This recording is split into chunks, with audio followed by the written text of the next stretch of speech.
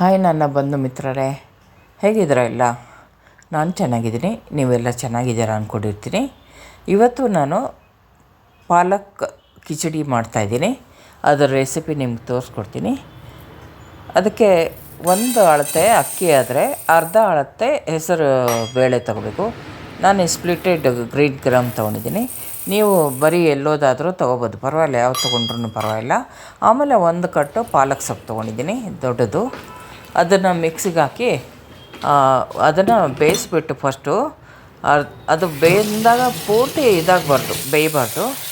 ಮುಕ್ಕಾಲಷ್ಟು ಬೆಂದಮೇಲೆ ತೆಗೆದಿಟ್ಟು ಅದು ಆರಿದ್ಮೇಲೆ ಮಿಕ್ಸಿಗೆ ಹಾಕಿ ಅದನ್ನು ಪೇಸ್ಟ್ ಮಾಡಿ ಇಡಬೇಕು. ನಾನು ಆ್ಯಕ್ಚುಲಿ ನಿನ್ನೆ ಮಾಡಿದ್ದೆ, ಅಂದರೆ ನಿನ್ನೆ ಮಾಡಬೇಕು ಅಂತ, ಬಟ್ ನಿನ್ನೆ ಮಾಡೋಕ್ಕಾಗಲಿಲ್ಲ. ಅದಕ್ಕೆ ಕಂಟೈನರಲ್ಲಿಟ್ಟು ಆಮೇಲೆ ಪಾಲಕ್ ಬೇಯಿಸಿದ ನೀರು ಕೂಡ ನಾನು ಇಟ್ಟಿದ್ದೆ, ಅದನ್ನು ಒಂದು ಸಪ್ರೇಟಾಗಿ ಒಂದು ಕಂಟೈನರಲ್ಲಿ ಇಟ್ಟಿದ್ದೆ. ಇವಾಗ ಇದು ಅಕ್ಕಿನ ಒಂದು 10 ನಿಮಿಷ ಮೊದಲು ತೊಳೆದು ಸ್ವಲ್ಪ ನೆನೆಸಿಡ್ಬೇಕು ಅಷ್ಟೇ. ಆಮೇಲೆ ಇದು ಅಕ್ಕಿಗೆ ನಾವು ಒಂದು ಜೀರಿಗೆ 1 ಸ್ಪೂನು, ಆಮೇಲೆ ನಾನು ಇದಕ್ಕೆ ಬ್ಲ್ಯಾಕ್ ಕಾರ್ಡಮಮ್ ತೊಗೊಂಡಿದ್ದೀನಿ, ಕಪ್ಪು ಏಲಕ್ಕಿ ತೊಗೊಂಡಿದ್ದೀನಿ. ಆಮೇಲೆ 2 ಚಕ್ಕೆ ತೊಗೊಂಡಿದ್ದೀನಿ. ಅದನ್ನು ಅಕ್ಕಿ ಕುದಿಯೋಕೆ ಇಡ್ತೀವಲ್ಲ, ಅದನ್ನು ಕುಕ್ಕರಲ್ಲಿ ಇಡ್ತೀವಲ್ಲ, ಆವಾಗಲೇ ಇದನ್ನು ಅಕ್ಕಿ ಜೊತೆಗೆ ನೀರು ಹಾಕಿ, ಆಮೇಲೆ ಇದು ಜೀರಿಗೆ, ಆಮೇಲೆ ಬ್ಲ್ಯಾಕ್ ಕಾರ್ಡಮಮ್ಮು ಅಂದರೆ ಕಪ್ಪು ಏಲಕ್ಕಿ ನಿಮ್ಮ ಹತ್ರ ಇಲ್ಲಾಂದರೆ ನಾರ್ಮಲ್ ಏಲಕ್ಕಿನ 2 ಹಾಕಿ. ಇದು ಕಪ್ಪು ಏಲಕ್ಕಿ ಏನಾಗುತ್ತೆ, ದೊಡ್ಡದು ಇರುತ್ತೆ, ಅದಕ್ಕೋಸ್ಕರ ಒಂದೇ ಹಾಕೋದು.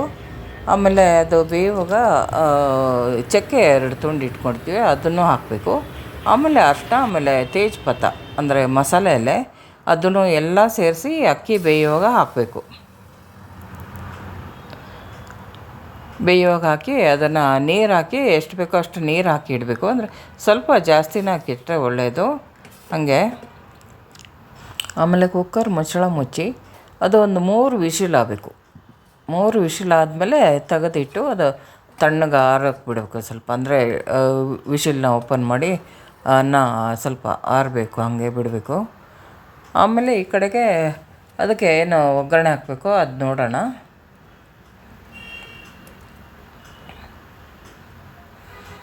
ಒಗ್ಗರಣೆಗೆ ಬಂದು ತುಪ್ಪ ಹಾಕಿದರೆ ಒಳ್ಳೆಯದು, ಇಲ್ಲ ಅಂದರೆ ಎಣ್ಣೆನೂ ಹಾಕ್ಬೋದು, ಬಟ್ ತುಪ್ಪ ಹಾಕಿದರೆ ಒಳ್ಳೆ ಟೇಸ್ಟ್ ಬರುತ್ತೆ. ಕಿಚಡಿ ಅಂದರೆ ತುಪ್ಪನೇ ಮೇಯ್ನು.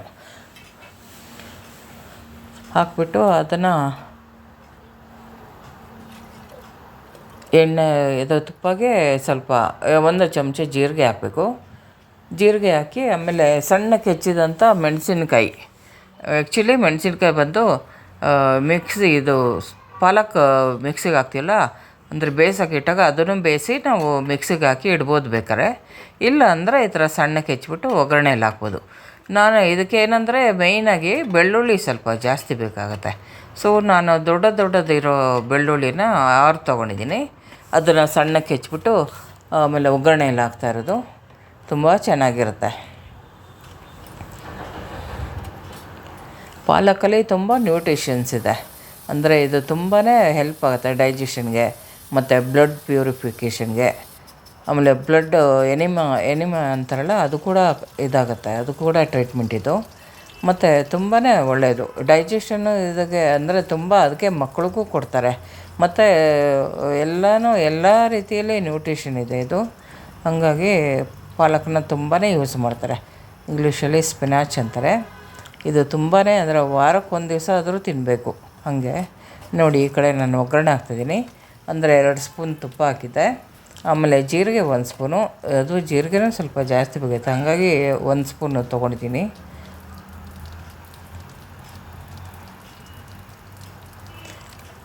ಜೀರಿಗೆ ಎಲ್ಲ ಸ್ವಲ್ಪ ಇದಾಗ್ತಾ ಇದ್ದಂಗೆ ಇವಾಗ ಸಣ್ಣಕ್ಕೆ ಹೆಚ್ಚಿದಂಥ ಬೆಳ್ಳುಳ್ಳಿ, ಆಮೇಲೆ ಮೆಣಸಿನಕಾಯಿ ಹಾಕಿ ಇವಾಗ ಅದನ್ನು ಫ್ರೈ ಮಾಡಬೇಕು. ಅದು ಎಣ್ಣೆಯಲ್ಲಿ ಬಾಡಬೇಕು.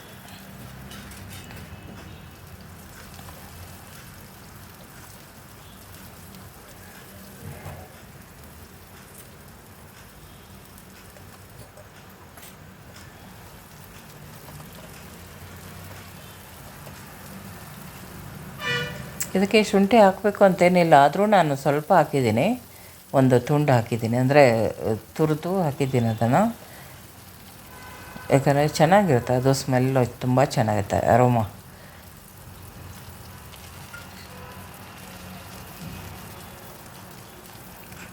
ಇದು ಫ್ರೈ ಆಗ್ತಾಯಿದ್ದಂಗೆ ಈರುಳ್ಳಿ ಹಾಕಬೇಕು.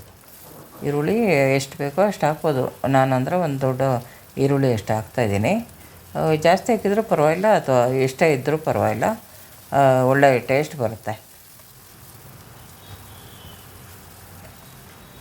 ಈರುಳ್ಳಿ ದಪ್ಪ ಆಡ್ತಾಯಿದ್ದಂಗೆ ಆಮೇಲೆ ಹಸಿಮೆಣ್ಸಿನ ಪುಡಿ, ಧನಿಯಾ ಒಂದೊಂದು ಸ್ಪೂನ್ ಇಟ್ಟಿದ್ದೀನಿ, ಅದನ್ನು ಹಾಕ್ತಾಯಿದ್ದೀನಿ.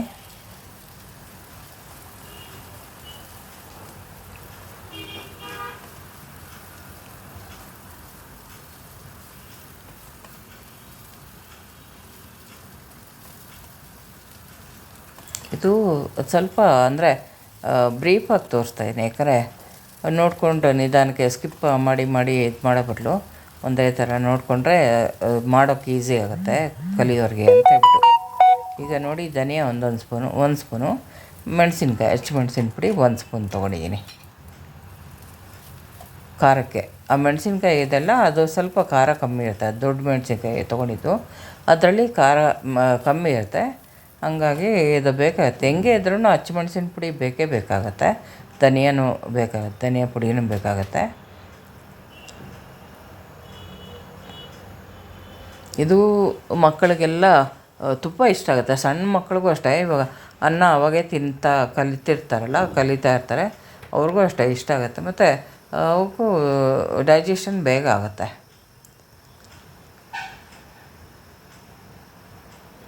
ಇವಾಗ ಅದೇ ನಾನು ಶುಂಠಿ ಹೇಳಿದ್ನಲ್ಲ ತುರಿದಿದ್ದಂಥದ್ದು, ಅದು ಸ್ವಲ್ಪ ಮಿಕ್ಸ್ ಮಾಡಿದೆ. ಅಂದರೆ ಸ್ವಲ್ಪ ಒಂದು ತುಂಡಷ್ಟು, ಅದು ಚೆನ್ನಾಗಿ ಸ್ಮೆಲ್ ಬರುತ್ತೆ ಅಂಥೇಳಿ ಮಾಡಿದೆ.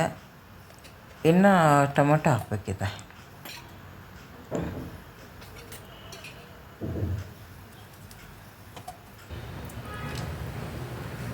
ಇದು ಒಂದು ಕಡೆ ನಾನು ಕ್ಯಾಶುನ ತುಪ್ಪದಲ್ಲಿ ಹಾಕಿ ಹುರಿದಿಟ್ಕೊತಾಯಿದ್ದೀನಿ. ಯಾಕಂದರೆ ಮೇಲೆ ಚೆನ್ನಾಗಿರುತ್ತೆ ಒಗ್ಗರಣೆಗೆ ಹಾಕ್ತಾ ಮೇಲೆ ಕಿಚಡಿ ಎಲ್ಲ ಆದಮೇಲೆ ಅದನ್ನು ಮೇಲೆ ಹಾಕಿದರೆ ತುಂಬ ಅಲಂಕಾರವಾಗಿ ಚೆನ್ನಾಗಿರುತ್ತೆ. ಅದಕ್ಕೋಸ್ಕರ ಹಾಕ್ತಾಯಿದ್ದೀನಿ. ಚೆನ್ನಾಗಿ ಅದು ಫ್ರೈ ಮಾಡಿ ಸ್ವಲ್ಪ ಬ್ರೌನ್ ಆದರೆ ಅದು ಟೇಸ್ಟು ಚೆನ್ನಾಗಿರುತ್ತೆ. ಬಾಯಲ್ಲಿ ಆಗಿ ಆದರೆ ಒಂಥರ ಪರಿಮಳ ಇರುತ್ತೆ.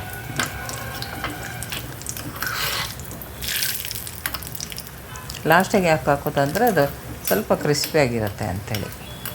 ಇಲ್ಲ ಮೊದಲೇ ಹಾಕ್ಬಿಟ್ರೆ ಅದು ಮೆತ್ತಗಾಗ್ಬಿಡುತ್ತೆ. ಇವಾಗ ಏನಂದರೆ ಊಟ ಬಡಿಸುವಾಗ ಇದು ಹಾಕಿದರೆ ತುಂಬ ಒಳ್ಳೆಯದು. ಅಂದರೆ ಒಗ್ಗರಣೆ ಹಾಕಿ ಅವಾಗೆ ಫ್ರೆಶ್ ಆಗಿ ಬಡಿಸಿದ್ರೆ ತುಂಬ ಒಳ್ಳೆಯದು. ಎಷ್ಟು ಜಾಸ್ತಿ ಇದ್ರೂ ಒಳ್ಳೆಯದೇ ಇದು ಗೋಡಂಬಿ, ಜಾಸ್ತಿ ಇದ್ದಷ್ಟು ಒಳ್ಳೆಯದೇ. ಅಂದರೆ ನಾನು ಇವಾಗ ಒಂದು 4 ಜನಕ್ಕಾಗಷ್ಟು ಮಾಡಿದ್ದೀನಿ.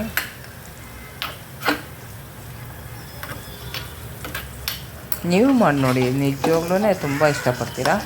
ಇವಾಗ ಅಂದರೆ ಕಿಚಡಿಗಳಂದರೆ ತುಂಬ ಎಲ್ಲರಿಗೂ ಇಷ್ಟ ಆಗುತ್ತೆ. ಮತ್ತು ಅದರಲ್ಲೂ ಪಾಲಕ್ ಕಿಚಡಿ ಅಂದರೆ ತುಂಬ ಚೆನ್ನಾಗಿರುತ್ತೆ.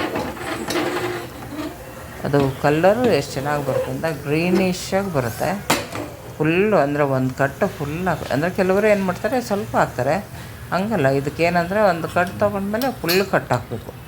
ಹಾಕಿದ್ರೇ ಅದರಲ್ಲಿರೋ ನ್ಯೂಟ್ರಿಷನ್ ಎಲ್ಲ ಸಿಗುತ್ತೆ.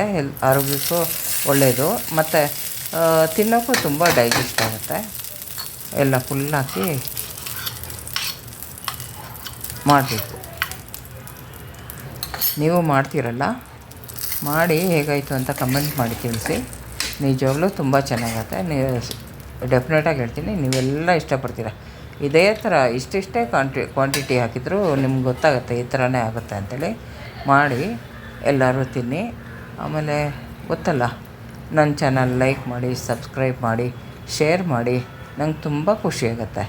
ಇವಾಗ ಸ್ವಲ್ಪ ಜಾಸ್ತಿ ಸಬ್ಸ್ಕ್ರೈಬರ್ಸ್ ಆಗ್ತಾಯಿದ್ದಾರೆ. ನಂಗೆ ತುಂಬ ಅಂದರೆ ತುಂಬ ಖುಷಿ ಆಗ್ತಿದೆ.